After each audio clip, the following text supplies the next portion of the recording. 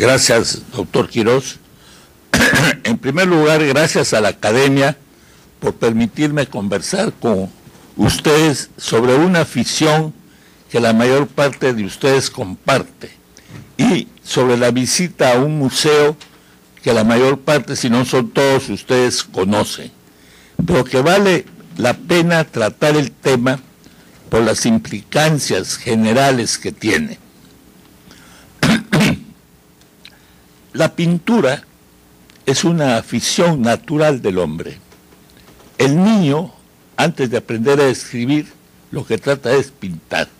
Por eso en los niños lo que le dan son colores, para que pinte. O sea que es natural que el hombre haya tratado de traducir en la pintura su realidad. Las pinturas más antiguas de que se tiene noticia son las cuevas de Altamira, en las que hay unos bisontes pintados, que es lo que ellos veían a su alrededor. Pero después todas las culturas quisieron dejar su huella en sus obras pictóricas, y también en sus monumentos y también en sus esculturas. Así es como estudiamos a las llamadas culturas. Nosotros, los de la cultura incaica, aunque en la historia los incas son modernos, digamos, no nos hemos quedado atrás, y tenemos en los huacos peruanos una muestra de la pintura peruana de los primeros tiempos de la cultura incaica. Y los mantos de Paracas, aunque no son una pintura en el sentido estricto de la palabra, son una belleza de representación. Entonces, en ese sentido, es importante la pintura.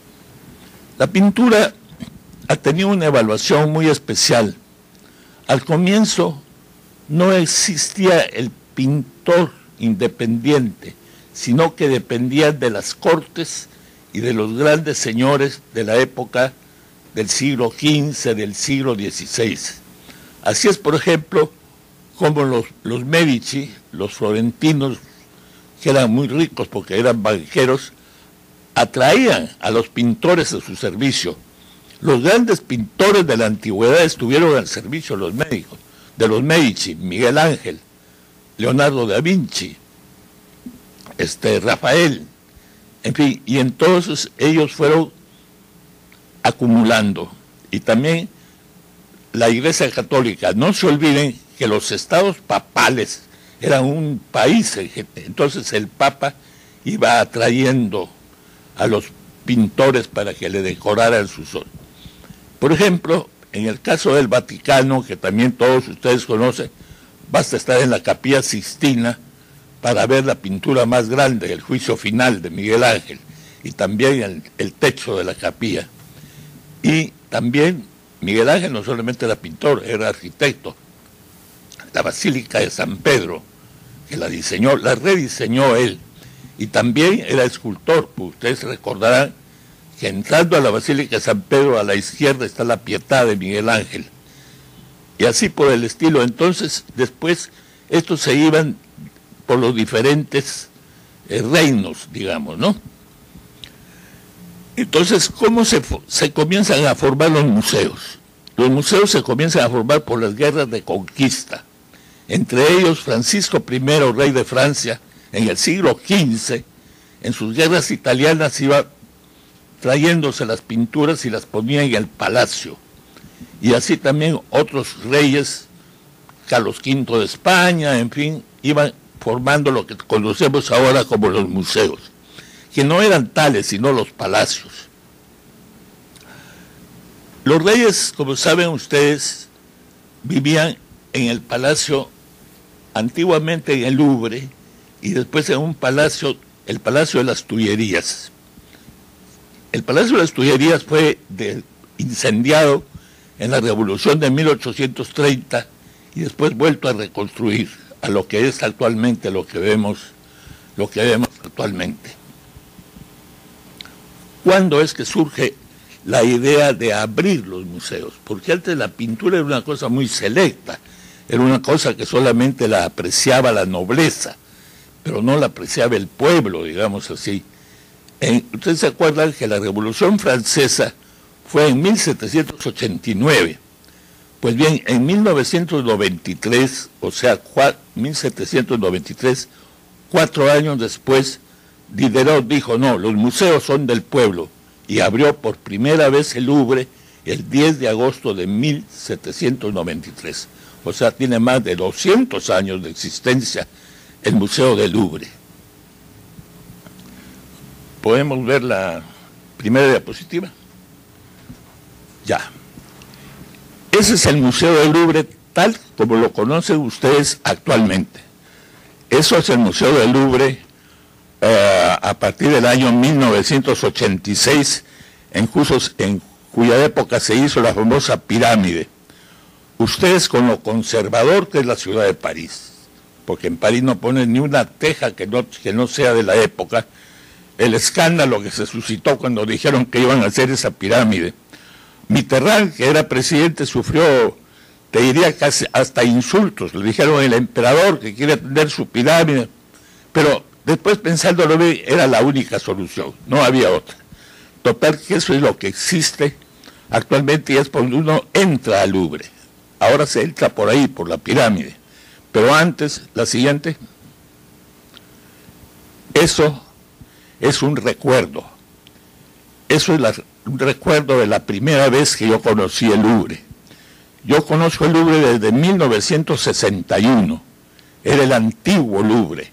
Se entraba y a la izquierda estaba la Victoria de Samotracia, una estupenda escultura griega que tiene tanto valor que me permitió pedirle a mi amiga Chela Castillo que al momento de la discusión nos aumente un poco nuestro conocimiento sobre la Victoria de Samotracia. La Victoria de Samotracia junto con la Venus de Milo son las esculturas más célebres, a pesar de que debo decirles que el Louvre, aparte de ser un museo de pinturas, es un museo de esculturas y de arqueología. Los que conocemos el Louvre solo en pinturas se pierden de conocer la mitad del Louvre. En el último número del museo, que es un libraco de 600 páginas, la mitad son de pintura y la mitad son de arqueología y de escultura. La siguiente, por favor. La pintura es la historia al mismo tiempo. La pintura ha ido evolucionando junto con la historia.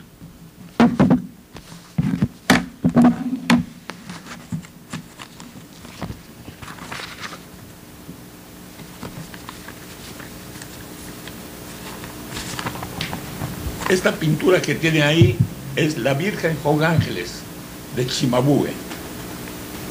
Es una de las primeras pinturas que pueden apreciar. Aprecien ustedes lo delicado de las facciones, pero aprecien ustedes una cosa que es muy importante y que lo vamos a comentar después, que es una pintura plana, enteramente plana. Es un dibujo plano. La siguiente.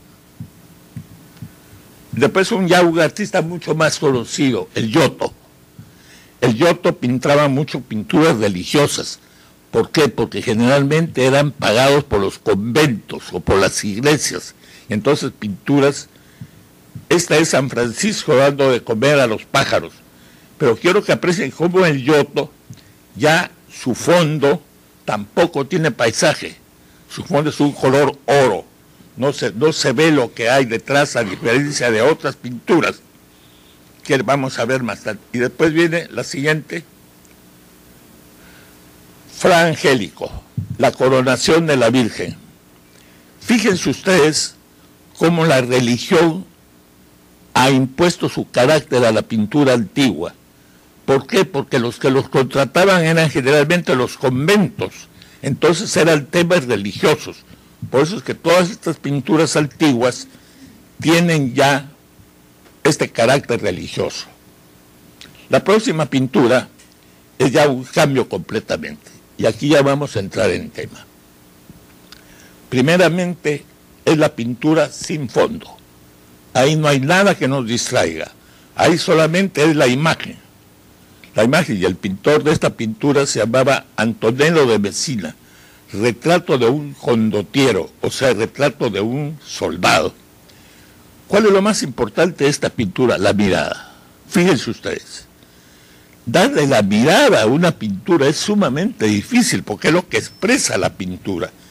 Es que cuando la gente la ve dice, me está mirando, porque los ojos están tan bien dibujados que te parece que el sujeto te estuviera mirando. Eso es importante, como vamos a ver después en otras pinturas. Ya acá viene uno de los autores conocidos, Botticelli. Botticelli es más conocido porque él fue el primero que pintó una mujer desnuda. La famosa pintura de Venus saliendo de las aguas, que no está acá, sino está en la Galería de los Uffizi, en Florencia. Botticelli era un protegido también de los Médicis y sigue con el carácter religioso. La Virgen María y Cristo, hay libros enteros de pinturas exclusivamente de estos temas y siempre son recurrentes, siempre aparecen en todas las colecciones de pintura. La siguiente, Mantegna. Este es otro tema también muy utilizado en la pintura, la crucifixión. Generalmente se presta porque tiene muchas posibilidades. Por ejemplo, el dolor de la Virgen, aquí en la primera a la izquierda, que es difícil de expresar. Los sentimientos son muy difíciles de expresar a través de la pintura, pero los pintores lo logran. O sea que este es, como te digo, uno de los tantos. Otro tema favorito de la pintura es el descendimiento de la cruz, que no sé si he traído alguna de ellas, pero les comento que esta pintura del Calvario y Cristo siempre ha atraído mucho a los pintores. Y aquí entramos a la pintura universal. Es la pintura más conocida del mundo. Hay probablemente gente que no conoce ninguna otra pintura más que la Gioconda o la Mona Lisa de Miguel Ángel. Acá también tenemos que ver varias cosas. En primer lugar, ya aparece el fondo de la pintura. Ya hay un fondo que podemos identificar. Sin embargo, el fondo está en una técnica que llaman difuminado, o sea, no son los trazos así tan exactos, sino una especie de fondo que no desmerezca la pintura. Esta era una buena señora, de un señor Giocondo, por eso se llama la Gioconda, y también acá mucha gente dice lo mismo que dije de la pintura anterior, me está mirando la Mona Lisa. Puede ser que te esté mirando a ti o nos esté mirando a todos, pero también es la expresión de la mujer. La Mona Lisa no es una pintura grande, como ustedes recuerdan, no tiene sino 70 centímetros de alto, pero por A o B es la pintura más admirada del mundo. Y en ese sentido también hay que tener en cuenta qué es la fama, por qué un pintor es más famoso que otro, porque todo el mundo se acuerda de la Gioconda y sin embargo debe haber pinturas tan bonitas, pero nadie se acuerda sino de esta pintura.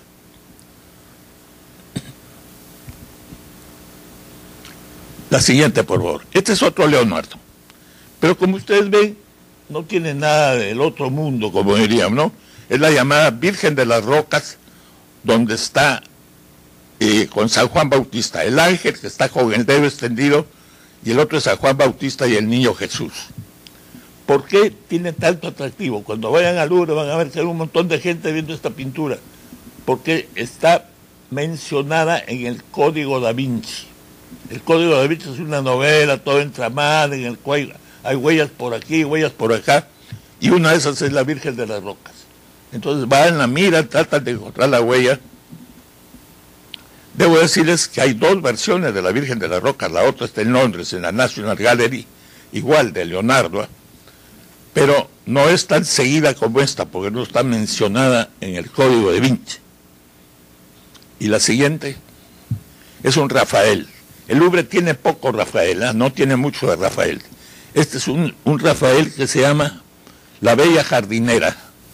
Es una alegoría de la Virgen con dos ángeles supuestamente. En Italia, lógicamente, hay muchísimos más cuadros de Rafael que este que exhibe el Louvre. La siguiente, Tiziano. Tiziano, como ustedes se acuerdan, fue el pintor de Carlos V de España, que fue contemporáneo de Francisco I en las primeras épocas del 1500, cuando menos cuando se fundó Lima, Carlos V era el emperador de España, y este lo mismo, lo tuvo preso, Carlos V tuvo preso a Francisco I, pero este fue un gran rey, fue un mecenas del arte, fue el primero que reconoció que había que comprar pinturas para los palacios. Por eso es que él tenía en su palacio la Gioconda. Porque los últimos años de Leonardo murió en París y no se sabe si le dejó la Gioconda o este la compró antes de morir. Por cierto es que así es como la Gioconda llegó al Louvre. La siguiente, por favor. Esta es la primera pintura, lo que yo llamo del Tintoretto. Es el paraíso. Estas no son las figuras panorámicas. Las figuras panorámicas, las pinturas panorámicas son muy difíciles de apreciar porque está la cantidad de personajes que no puedes detenerte, tendrías que tener un espacio especial para examinarlas. Recuerden, esta pintura ya les recuerda al juicio final de Miguel Ángel de la Capilla Sixtina, en el cual está Dios en medio y tiene un montón de personajes alrededor. Por eso, para poder ver estas pinturas hay que verlas con mucha... La siguiente, el Tintoretto. La siguiente, el Tintoretto. Otra pintura grande, las bodas de Caná. Coge un hecho bíblico relatado en las bodas de Caná y le pone un montón de personajes. Y Cristo en medio, ahí lo ven debajo del balcón, Cristo con la aureola y una serie de personajes. Por supuesto, y aquí va a hablar del fondo, el fondo no tiene nada que hacer con Caná. El fondo es modernísimo para esa época, es probablemente la Venecia de esa época, pero le puso así las bodas de Caná y metió ahí una serie de... Ahí están los músicos abajo y toda la gente rodeando a Jesús en las bodas de Caná. Así. Ese es un detalle del cuadro anterior. ¿Qué es lo que les decía? Para poder ver la dificultad de la pintura, hay que veces un pedacito del cuadro. ¿Qué quiero que vean en esta pintura? Allá arriba, el individuo, la mirada otra vez. Miren esa cara de medio molesto, mirando así de reojo casi. Entonces, como ustedes ven, ese es un detalle que hay que tener pues mucho tiempo para ir viendo la pintura. Pero eso demuestra también la dificultad de la pintura y porque a veces demoraban años en terminar una pintura. La siguiente. Aquí ya estamos hablando de Holanda, de los Países Bajos, que antes no había Bélgica, Holanda, no, todos se llamaban los Países Bajos. Fetis y melancolía. Y aquí va a ir una pregunta después para mis amigos psiquiatras, los académicos psiquiatras. El sujeto está pensando en la muerte y tiene ahí la calavera en la mano y la angustia en el rostro. Yo lo que les quería preguntar a los amigos psiquiatras, si esto es lo que se llama actualmente depresión o sigue existiendo el término melancolía. La siguiente. No, esa no es. ¿No hay una anterior? Después de esa no hay una. Bueno, se han saltado una, pero no importa. Este es también del holandés, Metsis, el prestamista y su mujer. Es, ustedes ven la clásica, una profesión muy antigua, el ser prestamista. Lo importante es que vienen los atuendos. Muchas veces por los atuendos de las personas uno puede discernir a qué año más o menos pertenecen las pinturas. La siguiente, por favor. Esta es una pintura sumamente interesante. Se llama La Virgen del Cartier Rolin. ¿Por qué es interesante? Porque aquí sí establece la perspectiva. La pintura en realidad, si ustedes la ven bien, tiene 3 planos. ¿Este mejor? Sí, eso no. Ya. El primer plano donde está la Virgen con el canciller el segundo plano donde están las personas, que es como si fuera el jardín de la casa, y el tercer plano donde está el canal con el barco y termina a lo lejos con el cielo. Entonces es una pintura que sí representa tres planos, tiene lo que en pintura se llama la perspectiva.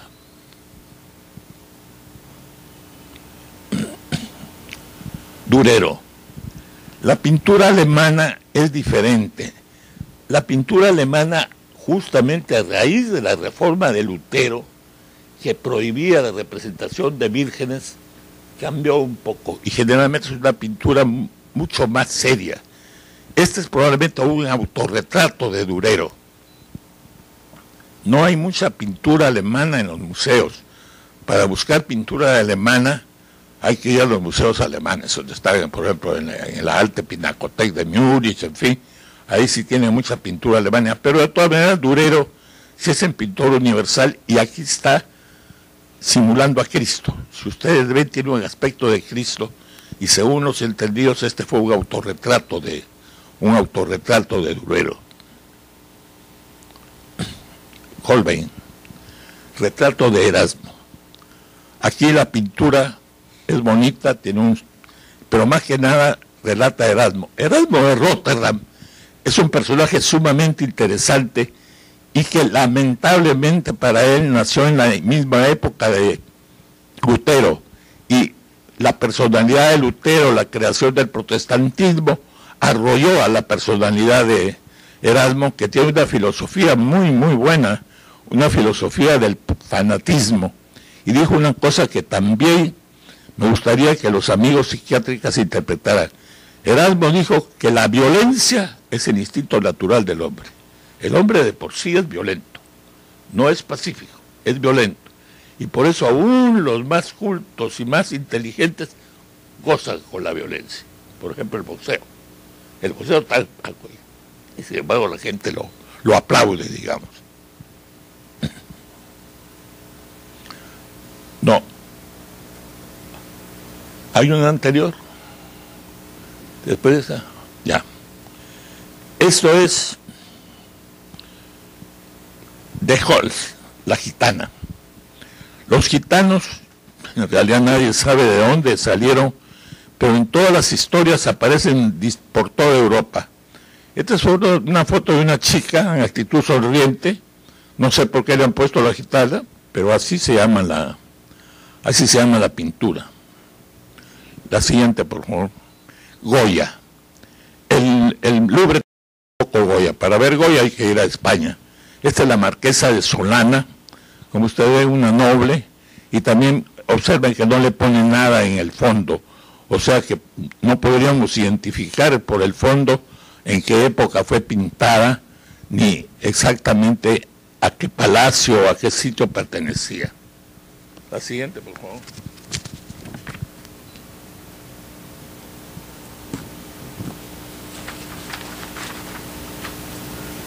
Este es Rembrandt. Rembrandt no es una de las mejores pinturas de Rembrandt, indudablemente. Los mejores son los retratos de Rembrandt, el autorretrato. Pero le traigo aquí por el tema. Este tema de los peregrinos de Emaús es un tema muy tratado en la pintura. Las mejores son las de Caravaggio. Lamentablemente no pertenecen al Louvre y no las he podido traer aquí, pero la mejor representación de Jesús y los discípulos es la pintura de Caravaggio. La siguiente, el desnudo en la pintura. El desnudo femenino, ojo, el desnudo femenino en la pintura existe desde las pinturas de Rembrandt y no les digo nada de las de Rubens. Pero lo que observa todo el mundo es el cuerpo de la mujer. El cuerpo de la mujer lo hizo, no es flaca como les gusta o no gusta ahora, sino un poco entradita en carne. Si está leyendo una carta de amor, la que tiene en la mano, y miren la expresión de la mujer, un poco incierta, no llega a decidirse sobre lo que tiene que contestar. Vermeer. Vermeer es un holandés que produjo muy pocas pinturas. Hay muy pocos Vermeer porque hay muy pocas pinturas de Vermeer. Pero lo que quiero es la encajera de Vermeer. el detalle, como la apreciación de la mujer observando su tejido, lo que está haciendo, ¿no? Su encaje, por eso se llama la encajera. Siguiente. Hay pinturas que no han podido ser identificadas sino por la escuela pictórica. Esta es de la escuela de Fontainebleau, Diana Cazadora. Diana también ha sido un personaje mitológico muy tratado en la pintura. Así que esta es una de las tantas pinturas donde le ven el perro que la va acompañando y las flechas listas para ser disparadas. La siguiente. La duquesa de Villars y su hermana. La pintura que tiene especial es que muestra a dos mujeres desnudas y una le aprieta el pezón. Se ha tratado de dar muchas interpretaciones. Uno dice que significaba que la hermana estaba embarazada y que la otra lo que pensaba iba a salir leche del pezón, pero bueno, eso está para la interpretación, pero es uno de los desnudos también de las pinturas que hay en el Louvre. La siguiente, por favor. Otra, Moisés salvado de las aguas. Esta es también bíblica. Claro, que como ustedes ven, allá abajo, allá un puente, una representación que sabe lo Dios si eso era el Egipto antiguo, pero lo importante es que han tomado la idea de la Biblia para hacer esta pintura. Ese es de Poussin. La siguiente es de Watteau. La siguiente, El payaso. Esta es también una pintura muy conocida porque representa a un personaje que ya hoy día el circo ha ido desapareciendo, ya no tiene el personaje central que era el payaso, pero actualmente ya es otro tipo de escenas las que presentan en los circos. La siguiente. Esa es también Diana después del baño. Como les dije anteriormente, la imagen de Diana ha sido muy repetida en las pinturas de la antigüedad. Aquí entra Jacques Louis, la siguiente por favor.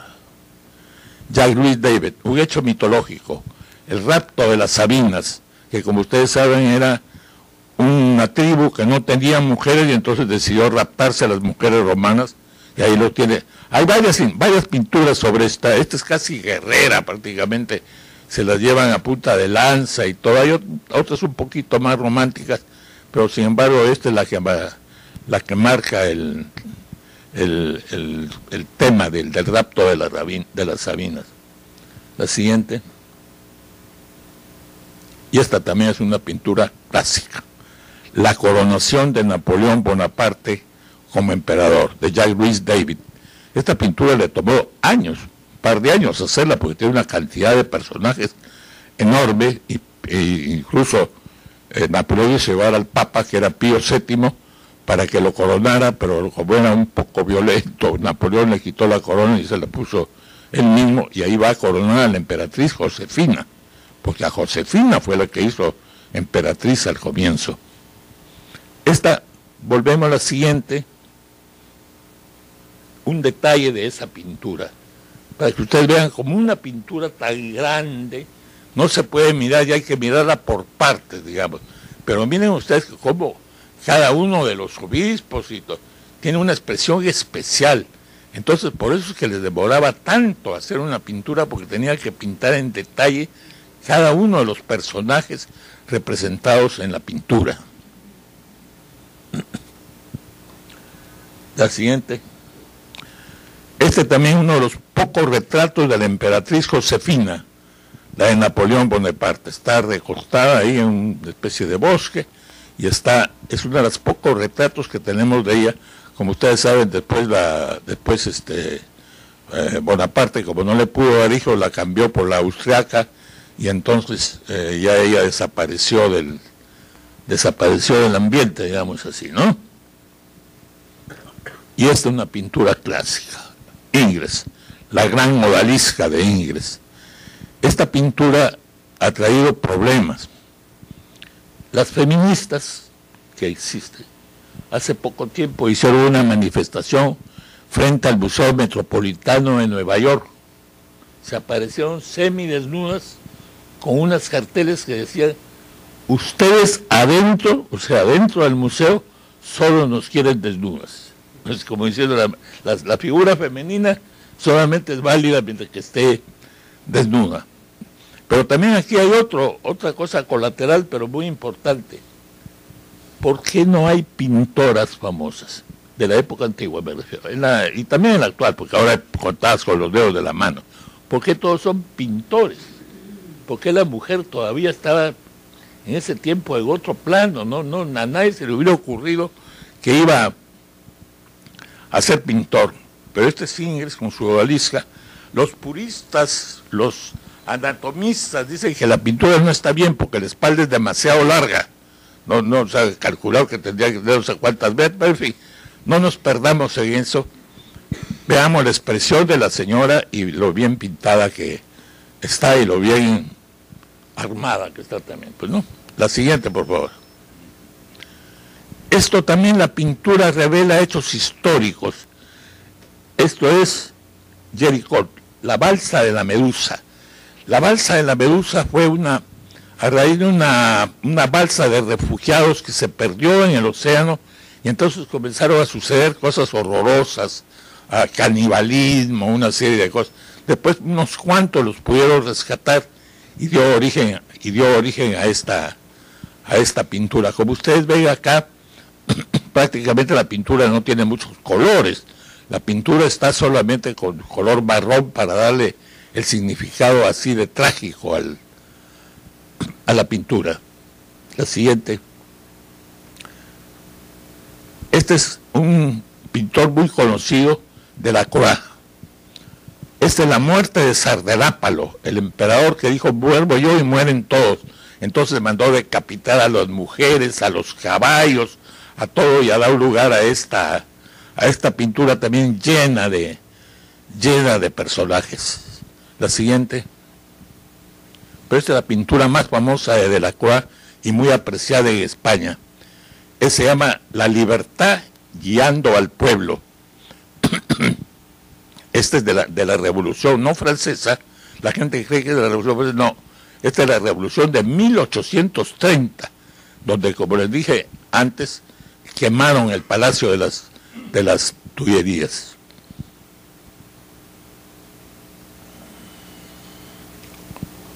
Este es un detalle de la llegada de María, la llegada de María de Médicis a Marsella. Estas son lo que llamamos pinturas dobles, o sea, tiene una parte inferior y tiene una parte superior. Esta es la parte inferior, y le he traído simplemente para recalcar la generosidad de Rubens con las carnes femeninas. Tienen bastante. Entonces, eso ha sido un modelo que ya ahora pues está a la inversa. Ahora cuanto más flacas mejor. Y hay otras, por ejemplo, ustedes que han estado en Toledo y han visto el entierro del conde de Orgaz, también se han dado cuenta que tiene dos partes: el entierro propiamente dicho abajo, y arriba cuando lo recibe la Santísima Trinidad.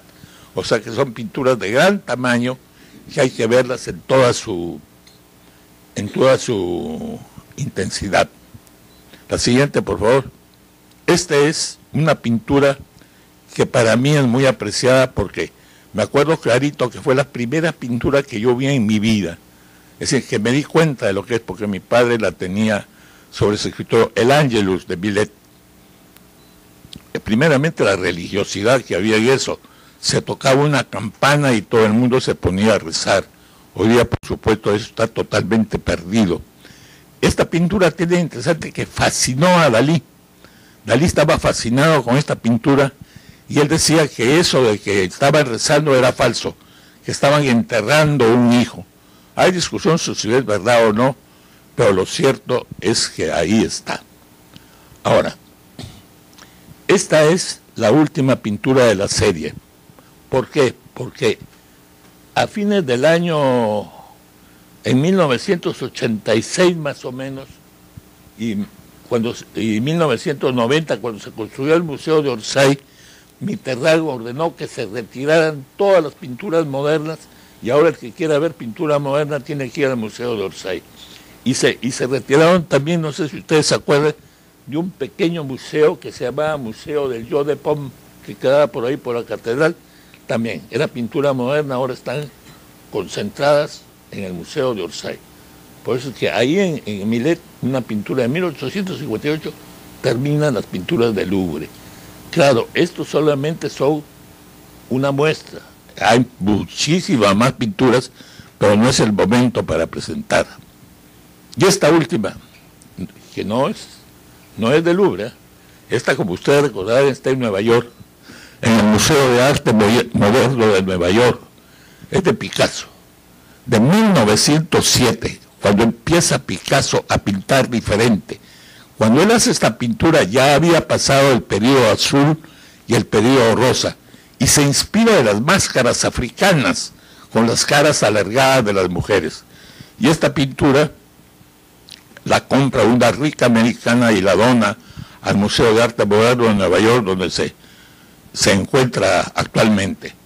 Para terminar, quiero contarles una pequeña anécdota sobre esta pintura que se la atribuyen a un peruano, no sé si será verdad, pero dice que el peruano había visto la pintura en Nueva York y un día llegó a Barcelona y entonces se alojó en el hotel, salió y le preguntó al conserje: dígame, señor, ¿existe todavía la calle de Aviñón? Entonces el conserje lo mira, le lee el pensamiento y le dice: sí, señor, la calle todavía existe, pero las señoritas ya se han ido. Muchas gracias.